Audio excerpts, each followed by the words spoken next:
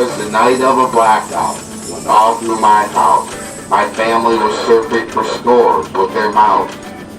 To the radio they listened, as voices filled the air. Mayhap, the Lion victory would be talked about there. Then suddenly I heard a strange broadcast that said, out of his own end zone, Dan Orlovsky had fled. With Millen out of the picture and finally off the map, you'd think they'd get better, but they're still doing this crap. When out on the lawn, there arose such a clatter. I stepped out and saw Aaron Gibson. He was fatter. He fell from my window and flattened the grass. Then I saw Charles Rogers dropping a pass.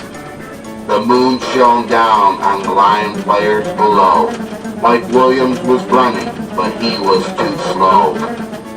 When what to my wondering eyes should appear but Bobby Lane laughing and guzzling a beer. 3 championships I won, then traded away. My curse has returned and there's still hell to pay. Here's a guarantee by Lomas, here's a 5-0 playoff loss. Let no one forget how much trading me has cost. I will leave you now this cold blackout night with visions from Lions past that will cause you a fright. And with those remarks, Bobby finished his brew, and the visions began, you may know quite a few. Barry Sanders ran away very quick, I admit.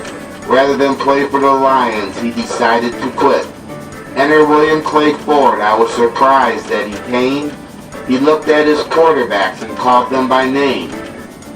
Now Kitna, now Combo, now Joey and Plum. On Mitchell, on Long, to the land of the bum. To the bottom of the division, to the pits of football. Now fade away, fade away, fade away all. As dry leaves crumble, to the wind they did fly. The Lion quarterbacks floated up to the sky.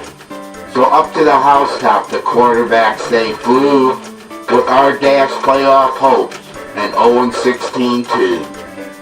And then in the twinkling I heard on the roof an incomplete pass bouncing, the Mayday play goof. As I ran in the house and was turning around, down the chimney came Wayne Fonts wearing a hat he had found. He was dressed like a mouse, with ears on his head.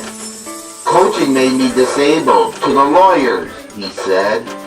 Then 24 straight losses that came back to back. They were followed by Rodney Peete taking the sack.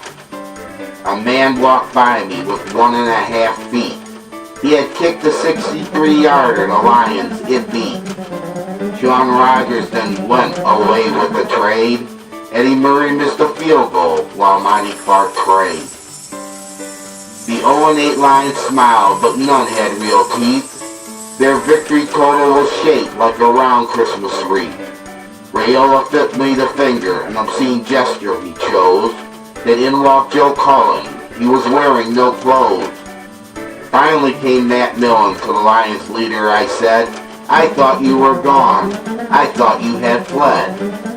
I recognized him at once, not at all like an elf. Saw his picture at a fan protest that I marched in myself. A wink of his eye and a twist of his head told me we had more bad management to dread. No one spoke, not a word, but went straight to his craft. He was helped by bad players he had picked in the draft. Then Matt Millen saw my sign, said, Lion Visions, take a hike. Fire Millen is a sign that I really don't like. But I heard Matt exclaim ere he drove out of sight, Johnny Morton, you faggot and devout cowards, good night.